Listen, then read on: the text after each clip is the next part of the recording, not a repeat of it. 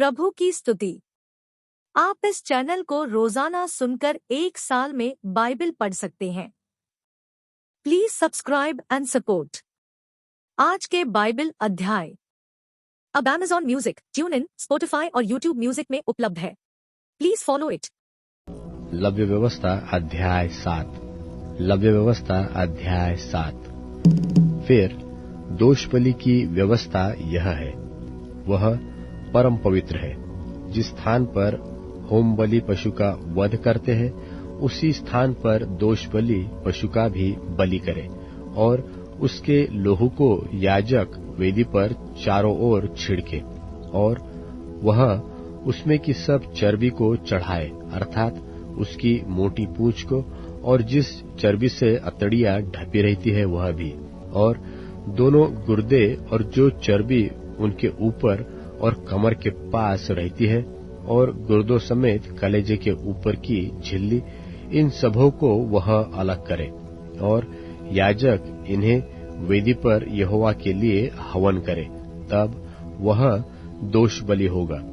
याजक में के सब पुरुष उसमें से खा सकते हैं। वह किसी पवित्र स्थान में खाया जाए, क्योंकि वह परम पवित्र है। जैसा पाप बलि है, वैसा ही दोष बलि भी है। उन दोनों की एक ही व्यवस्था है। जो याजक उन बलियों को चढ़ा के प्रायश्चित्त करे, वही उन वस्तुओं को ले ले, और जो याजक किसी के लिए होम बलि को चढ़ाए, उस होम बलि पशु की खाल को वही याजक ले ले, और तंदूर में व कढ़ाई में व तवे पर पके हुए सब अन्न बलि उसी याजक की होंगी जो उन्हें चढ़ाते हैं। और सब अन्न बलि जो चाहे तेल के सने हुए हो, चाहे रूखे हो, वे हारून के सब पुत्रों को एक समान मिले। और मेल बलि की जिससे कोई यहोवा के लिए चढ़ाए, व्यवस्था यह है, यदि वह उसे धन्यवाद के लिए चढ़ाए, तो धन्यवाद बलि के साथ तेल से सने हुए अखमीरी फुलके, और तेल से चुपड़ी हुई अखमीरी रोटियां, और तेल से सने हुए मैदे के फुलके तेल से तर चढ़ाए। और वह अपने धन्यवाद वाले मेलबलि के साथ अखमीरी रोटी भी चढ़ाए, और ऐसे एक एक चढ़ावे में से एक एक रोटी यहोवा को उठाने की भेंट करके चढ़ाए। वह होम बलि के लोहू के छिड़कने वाले याजक की हो। और उस धन्यवाद वाले मेल बलि का मांस बलिदान चढ़ाने के दिन ही खाया जाए, उसमें से कुछ भी भोर तक शेष न रह जाए। पर यदि उसके बलिदान का चढ़ावा मन्नत का व स्वेच्छा का हो, तो उस बलिदान को जिस दिन वह चढ़ाया जाए, उसी दिन वह खाया जाए, और उसमें से जो शेष रह जाए वह दूसरे दिन भी खाया जाए। परंतु जो कुछ बलिदान के मांस में से तीसरे दिन तक रह जाए, वह आग में जला दिया जाए। और उसके मेल बलि के मांस में से यदि कुछ भी तीसरे दिन खाया जाए, तो वह ग्रहण न किया जाए और न उनमें गिरा जाए, वह घृणित कर्म समझा जाएगा।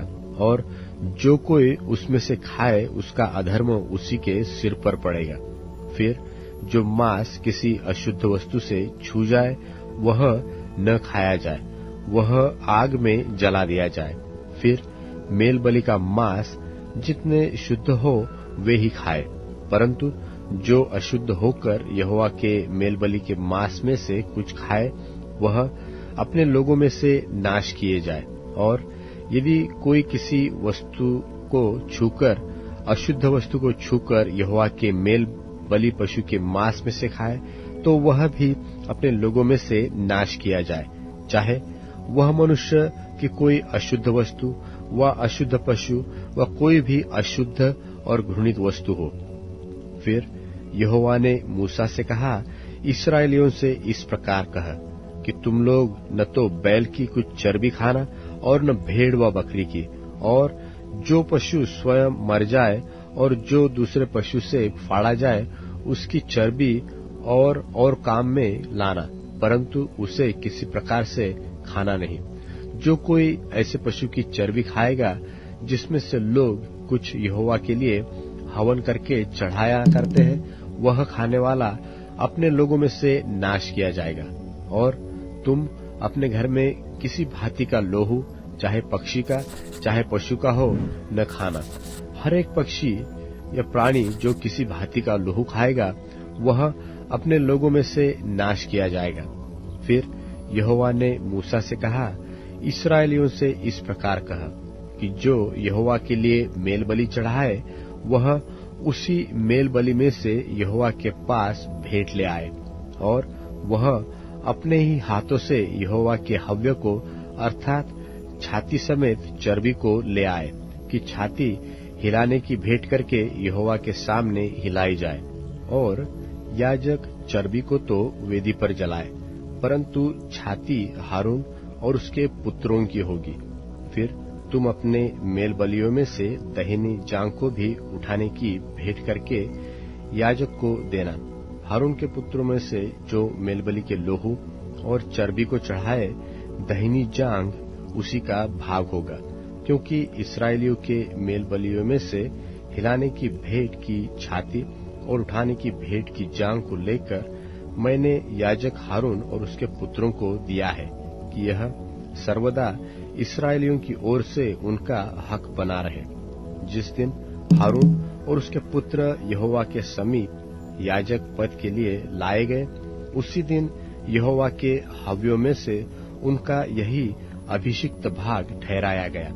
अर्थात जिस दिन यहोवा ने उनका अभिषेक किया, उसी दिन उसने आज्ञा दी कि उनको इस्राएलियों की ओर से यही भाग नित मिला रहे। उनकी पीढ़ी पीढ़ी के लिए उनका यही हक ठहराया गया। होम बलि, अन्न बलि, पाप बलि, दोष बलि, याजकों के संस्कार बलि और मेल बलि की यही व्यवस्था है। जब यहोवा ने सीनै पर्वत के पास के जंगल में मूसा को आज्ञा दी कि इस्राएली मेरे लिए क्या क्या चढ़ावे चढ़ाए, तब उसने उनको यही व्यवस्था दी थी। लव्य व्यवस्था अध्याय 8। लव्य व्यवस्था अध्याय 8। फिर यहोवा ने मूसा से कहा, तू हारून और उसके पुत्रों के वस्त्रों और अभिषेक के तेल और पाप बलि के बछड़े और दोनों मेंढों और अखमीरी रोटी की टोकरी को मिलाप वाले तंबू के द्वार पर ले आ, और वही सारी मंडली को इकट्ठा कर। यहोवा की इस आज्ञा के अनुसार मूसा ने किया, और मंडली मिलाप वाले तंबू के द्वार पर इकट्ठी हुई। तब मूसा ने मंडली से कहा, जो काम करने की आज्ञा यहोवा ने दी है वह यह है। फिर मूसा ने हारून और उसके पुत्रों को समीप ले जाकर जल से नहलाया। तब उसने उनको अंगरखा पहनाया और कटिबंध लपेटकर बागा पहना दिया, और एपोद लगाकर एपोद के काढ़े हुए पटुके से एपोद को बांधकर कस दिया। और उसने उनके चपरास लगाकर चपरास में उरीम और तुमीम रख दिए। तब उसने उसके सिर पर पगड़ी बांधकर पगड़ी के सामने पर सोने के टीके को अर्थात पवित्र मुकुट को लगाया, जिस प्रकार यहोवा ने मूसा को आज्ञा दी थी। तब मूसा ने अभिषेक का तेल लेकर निवास का और जो कुछ उसमें था उन सबका भी अभिषेक करके उन्हें पवित्र किया, और उस तेल में से कुछ उसने वेदी पर 7 बार छिड़का, और कुल सामान समेत वेदी का और पाए समेत हौदी का अभिषेक करके उन्हें पवित्र किया।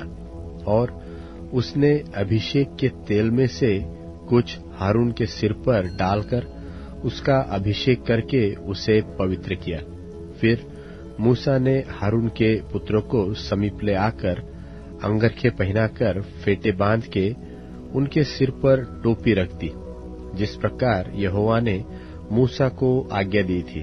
तब वह पाप बलि के बछड़े को समीप ले गया, और हारून और उसके पुत्रों ने अपने अपने हाथ पाप बलि के बछड़े के सिर पर रखे।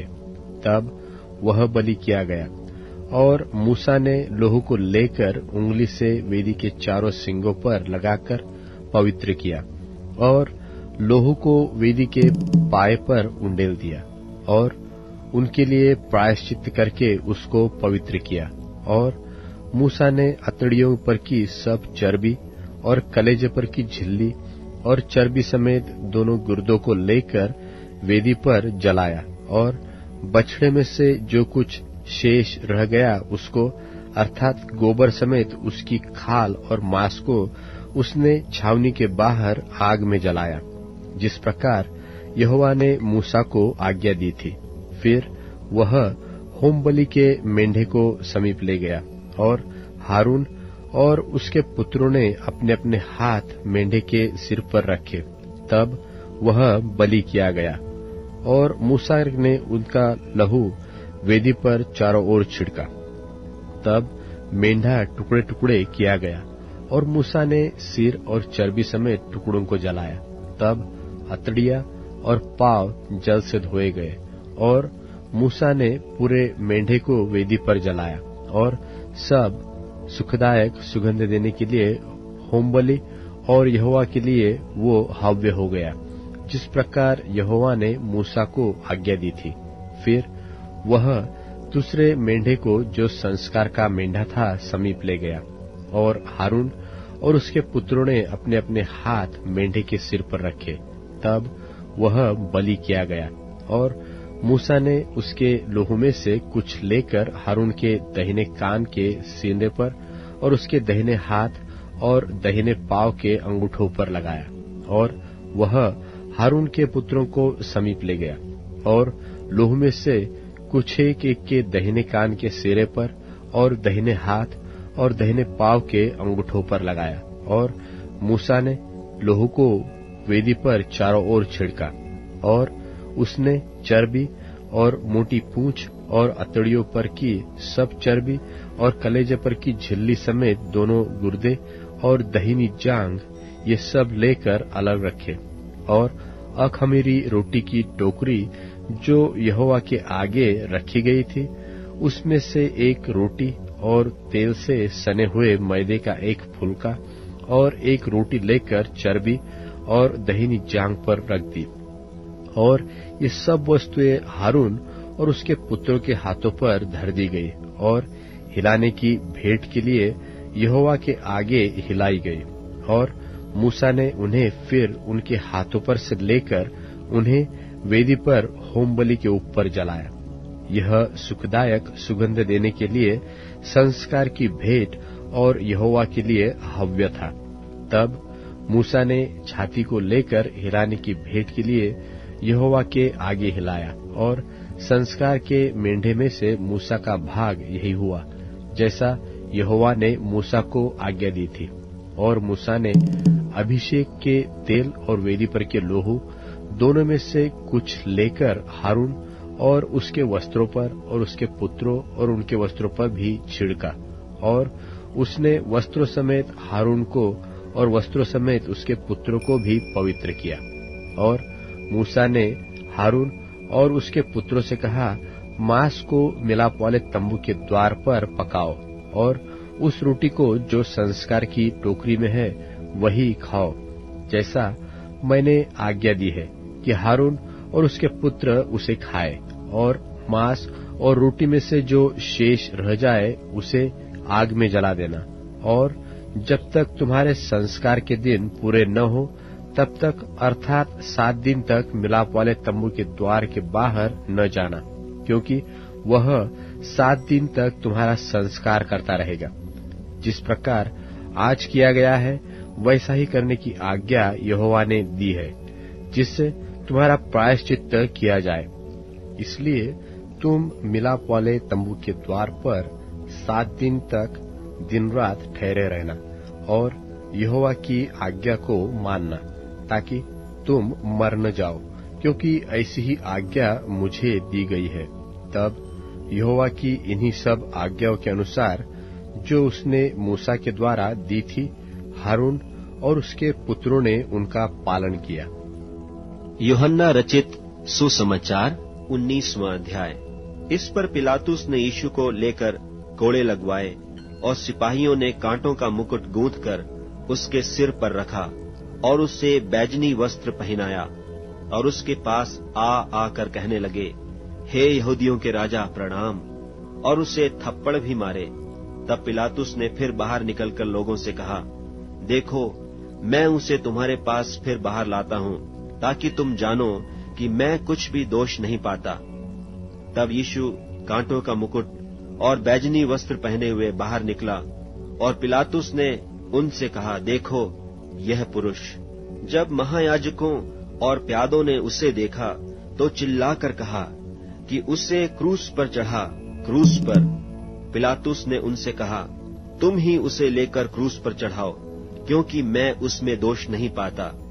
यहूदियों ने उसको उत्तर दिया कि हमारी भी व्यवस्था है, और उस व्यवस्था के अनुसार वह मारे जाने के योग्य है, क्योंकि उसने अपने आप को परमेश्वर का पुत्र बनाया। जब पिलातुस ने यह बात सुनी तो और भी डर गया, और फिर किले के भीतर गया और यीशु से कहा, तू कहाँ का है? परंतु यीशु ने उसे कुछ भी उत्तर न दिया। पिलातुस ने उससे कहा, मुझसे क्यों नहीं बोलता? क्या तू नहीं जानता कि तुझे छोड़ देने का अधिकार मुझे है, और तुझे क्रूस पर चढ़ाने का भी मुझे अधिकार है? यीशु ने उत्तर दिया कि यदि तुझे ऊपर से न दिया जाता तो तेरा मुझ पर कुछ अधिकार न होता। इसलिए जिसने मुझे तेरे हाथ पकड़वाया है उसका पाप अधिक है। इससे पिलातुस ने उसे छोड़ देना चाहा, परंतु यहूदियों ने चिल्ला चिल्ला कर कहा, यदि तू इसको छोड़ देगा तो तेरी भक्ति कैसर की ओर नहीं। जो कोई अपने आप को राजा बनाता है वह कैसर का सामना करता है। ये बातें सुनकर पिलातुस यीशु को बाहर लाया, और उस जगह एक चबूतरा था जो इब्रानी में गब्बता कहलाता है, और न्याय आसन पर बैठा। यह फसह की तैयारी का दिन था और 6 घंटे के लगभग था। तब उसने यहूदियों से कहा, देखो, यही है तुम्हारा राजा। परंतु वे चिल्लाए कि ले जा, ले जा, उसे क्रूस पर चढ़ा। पिलातुस ने उनसे कहा, क्या मैं तुम्हारे राजा को क्रूस पर चढ़ाऊं? महायाजकों ने उत्तर दिया कि कैसर को छोड़ हमारा और कोई राजा नहीं। तब उसने उसे उनके हाथ सौंप दिया ताकि वह क्रूस पर चढ़ाया जाए। तब वे यीशु को ले गए, और वह अपना क्रूस उठाए उस स्थान तक बाहर गया जो खोपड़ी का स्थान कहलाता है, और इब्रानी में गुलगुता। वहां उन्होंने उसे और उसके साथ और 2 मनुष्यों को क्रूस पर चढ़ाया, एक को इधर और एक को उधर, और बीच में यीशु को। और पिलातुस ने एक दोष पत्र लिखकर क्रूस पर लगा दिया, और उसमें यह लिखा हुआ था, यीशु नासरी, यहूदियों का राजा। यह दोष पत्र बहुत यहूदियों ने पढ़ा, क्योंकि वह स्थान जहां यीशु क्रूस पर चढ़ाया गया था नगर के पास था, और पत्र इब्रानी और लतीनी और यूनानी में लिखा हुआ था। तब यहूदियों के महायाजकों ने पिलातुस से कहा, यहूदियों का राजा मत लिख, परंतु यह है कि उसने कहा, मैं यहूदियों का राजा हूँ। पिलातुस ने उत्तर दिया कि मैंने जो लिख दिया वह लिख दिया। जब सिपाही यीशु को क्रूस पर चढ़ा चुके तो उसके कपड़े लेकर 4 भाग किए, हर सिपाही के लिए 1 भाग, और कुर्ता भी लिया। परंतु कुर्ता बिन सीअन ऊपर से नीचे तक बुना हुआ था। इसलिए उन्होंने आपस में कहा, हम इसको न फाड़ें, परंतु इस पर चिट्ठी डालें कि वह किसका होगा। यह इसलिए हुआ कि पवित्र शास्त्र की बात पूरी हो कि उन्होंने मेरे कपड़े आपस में बांट लिए और मेरे वस्त्र पर चिट्ठी डाली। सो सिपाहियों ने ऐसा ही किया। परंतु यीशु के क्रूस के पास उसकी माता और उसकी माता की बहन मरियम, क्लोपास की पत्नी, और मरियम मगदलीनी खड़ी थी। यीशु ने अपनी माता और उस चेले को जिससे वह प्रेम रखता था पास खड़े देखकर अपनी माता से कहा, हे नारी, देख, यह तेरा पुत्र है। तब उस चेले से कहा, यह तेरी माता है। और उसी समय से वह चेला उसे अपने घर ले गया। इसके बाद यीशु ने यह जानकर कि अब सब कुछ हो चुका, इसलिए कि पवित्र शास्त्र की बात पूरी हो, कहा, मैं प्यासा हूँ। वहां एक सिरके से भरा हुआ बर्तन धरा था। सो उन्होंने सिरके में भिगोए हुए स्पंज को जूफे पर रखकर उसके मुंह से लगाया। जब यीशु ने वह सिरका लिया तो कहा, पूरा हुआ और सिर झुकाकर प्राण त्याग दिए। और इसलिए कि वह तैयारी का दिन था, यहूदियों ने पिलातुस से विनती की कि उनकी टांगें तोड़ दी जाएं और वे उतारे जाएं कि सब्त के दिन वे क्रूसों पर न रहें, क्योंकि वह सब्त का दिन बड़ा दिन था। सो सिपाहियों ने आकर पहले की टांगें तोड़ी, तब दूसरे की भी, जो उसके साथ क्रूसों पर चढ़ाए गए थे। परंतु जब यीशु के पास आकर देखा कि वह मर चुका है, तो उसकी टांगें न तोड़ी, परंतु सिपाहियों में से एक ने बर्छे से उसका पंजर बेधा और उसमें से तुरंत लोहू और पानी निकला। जिसने यह देखा उसी ने गवाही दी है, और उसकी गवाही सच्ची है, और वह जानता है कि सच कहता है कि तुम भी विश्वास करो। ये बातें इसलिए हुई कि पवित्र शास्त्र की यह बात पूरी हो कि उसकी कोई हड्डी तोड़ी न जाएगी। फिर एक और स्थान पर यह लिखा है कि जिसे उन्होंने बेधा है उस पर दृष्टि करेंगे। इन बातों के बाद अरमतियाह के यूसुफ ने, जो यीशु का चेला था परंतु यहूदियों के डर से इस बात को छिपाए रखता था, पिलातुस से विनती की कि मैं यीशु की लोथ को ले जाऊं, और पिलातुस ने उसकी विनती सुनी और वह आकर उसकी लोथ ले गया। निकोदेमुस भी, जो पहले यीशु के पास रात को गया था, 50 सेर के लगभग मिला हुआ गंधरस और एलवा ले आया। तब उन्होंने यीशु की लोथ को लिया और यहूदियों के गाड़ने की रीति के अनुसार उसे सुगंध द्रव्य के साथ कफन में लपेटा। उस स्थान पर जहां यीशु क्रूस पर चढ़ाया गया था, एक बारी थी, और उस बारी में एक नई कब्र थी जिसमें कभी कोई न रखा गया था। सो यहूदियों की तैयारी के दिन के कारण उन्होंने यीशु को उसी में रखा, क्योंकि वह कब्र निकट थी। यूहन्ना रचित सुसमाचार 20वां अध्याय। सप्ताह के पहले दिन मरियम मगदलीनी भोर को अंधेरा रहते ही कब्र पर आई और पत्थर को कब्र से हटा हुआ देखा। तब वह दौड़ी और शमौन पतरस और उस दूसरे चेले के पास, जिससे यीशु प्रेम रखता था, आकर कहा, वे प्रभु को कब्र में से निकाल ले गए हैं और हम नहीं जानती कि उसे कहाँ रख दिया है। तब पतरस और वह दूसरा चेला निकलकर कब्र की ओर चले, और दोनों साथ साथ दौड़ रहे थे। परंतु दूसरा चेला पतरस से आगे बढ़कर कब्र पर पहले पहुंचा और झुककर कपड़े पड़े देखे, तो भी वह भीतर न गया। तब शमौन पतरस उसके पीछे पीछे पहुंचा और कब्र के भीतर गया और कपड़े पड़े देखे, और वह अंगोछा जो उसके सिर से बंधा हुआ था, कपड़ों के साथ पड़ा हुआ नहीं, परंतु अलग एक जगह लपेटा हुआ देखा। तब दूसरा चेला भी, जो कब्र पर पहले पहुंचा था, भीतर गया और देखकर विश्वास किया। वे तो अब तक पवित्र शास्त्र की वह बात न समझते थे कि उससे मरे हुओं में से जी उठना होगा। तब ये चेले अपने घर लौट गए।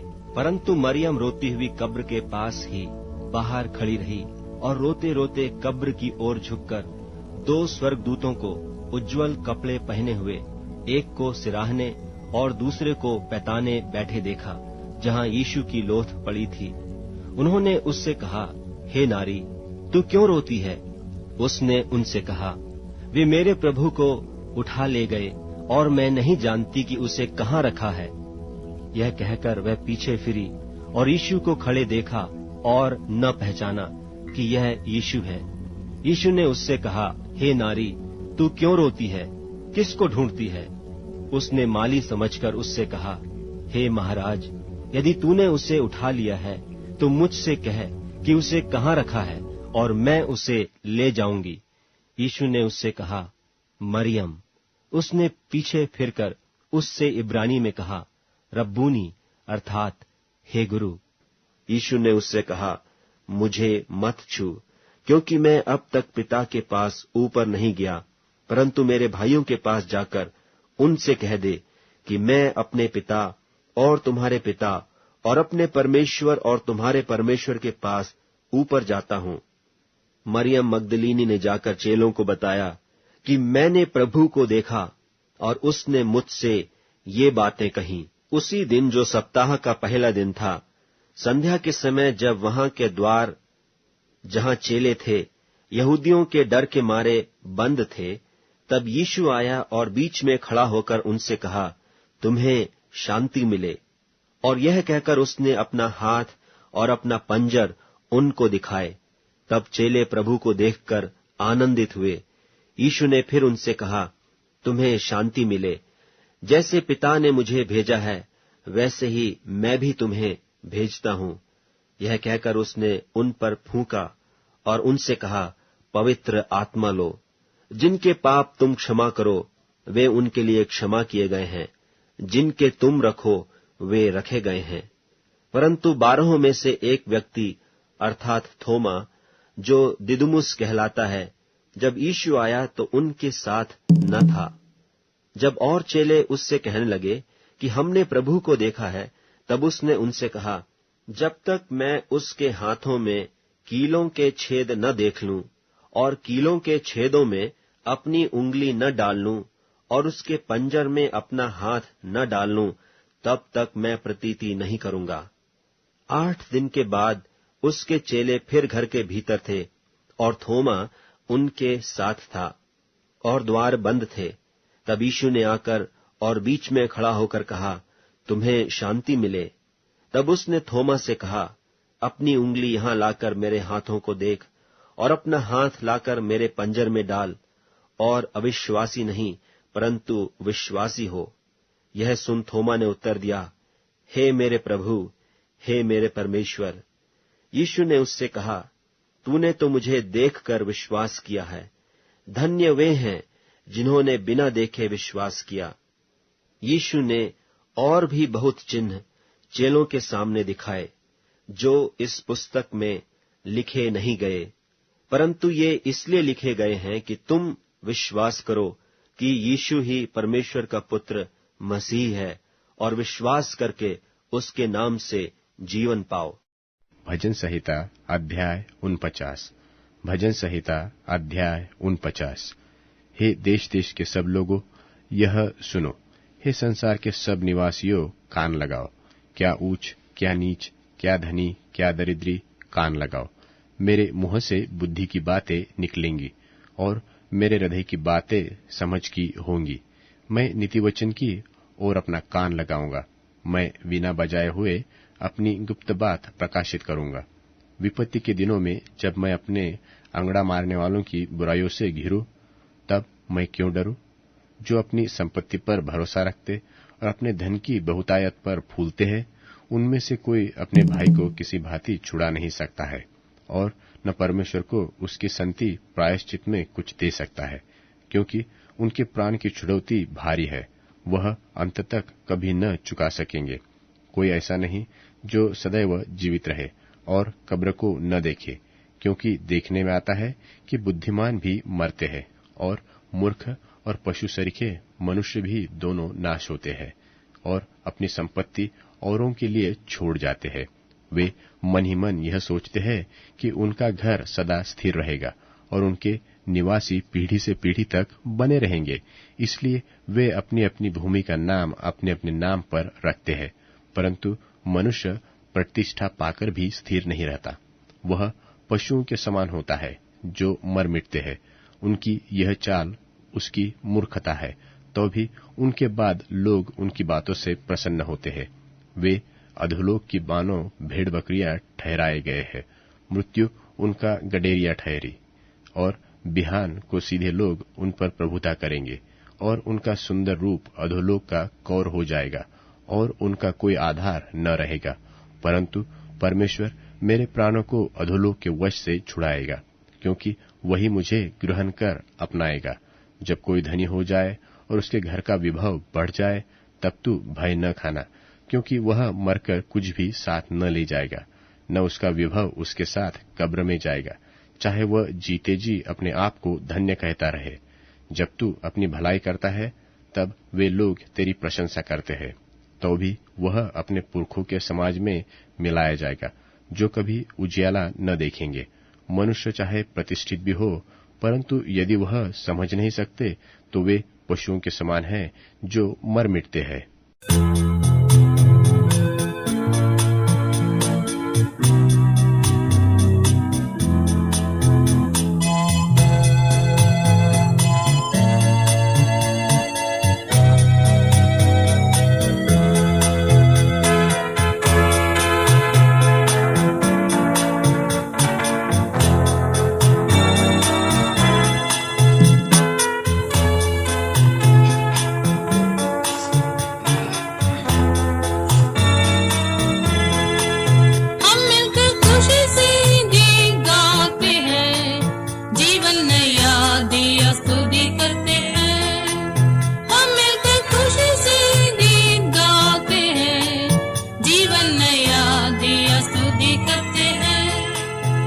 गुजरे दिनों में यीशु के साथ रहकर सब खतरों से बचाया तसल्ली देकर। वैसे हमारे साथ यीशु तो रहकर आदरने से चला अपनी राह पर। वैसे हमारे साथ यीशु तो रहकर आदरने से चला अपनी राह पर। हम मिलकर खुशी से गीत गाते हैं, जीवन नया दिया स्तुति करते हैं। हम मिलकर खुशी से गीत गाते हैं, जीवन नया दिया स्तुति करते हैं। हमारी जान को तूने बचाया मौत से, हमारी आंखों को आंसू बहाने से। हमारे पाँवों के दिया न ठेस लगने कि हम चले नित्य तेरे सामने। हमारे पाँवों को दिया न ठेस लगने कि हम चले नित्य तेरे सामने। हम मिलकर खुशी से गीत गाते हैं, जीवन नया दिया स्तुति करते हैं। हम मिलकर खुशी से गीत गाते हैं, जीवन नया दिया स्तुति करते हैं। जैसे उकाब अपने पंख फैलाकर बच्चों को संभालता है बरोबर, वैसे हमें अपने पंखों के नीचे रखकर सब मुसीबतों से चले छुड़ाकर। वैसे हमें अपने पंखों के नीचे रखकर सब मुसीबतों से चला दी छुड़ाकर। हम मिलकर खुशी से गीत गाते हैं, जीवन नया दिया स्तुति करते हैं।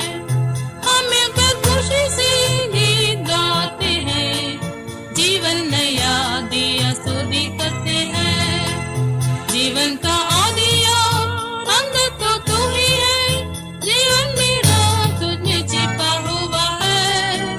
कदे तब्दील हम सब करके रोज हमें होने को शामिल जलाल तेरे में। कदे तब्दील हम सब करके रोज हमें होने को शामिल जलाल तेरे में। हम मिलकर खुशी से गीत गाते हैं, जीवन नया दिया स्तुति करते हैं।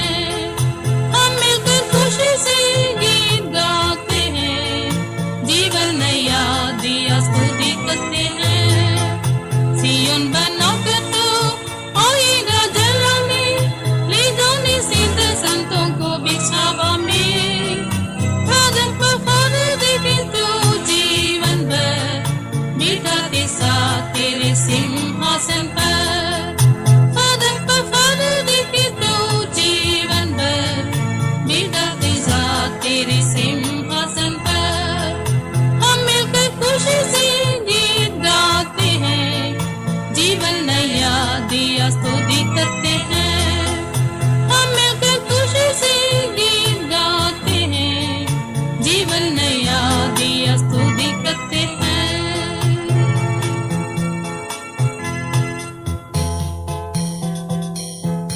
अब Amazon Music, TuneIn, Spotify और YouTube Music में उपलब्ध है। Please follow it.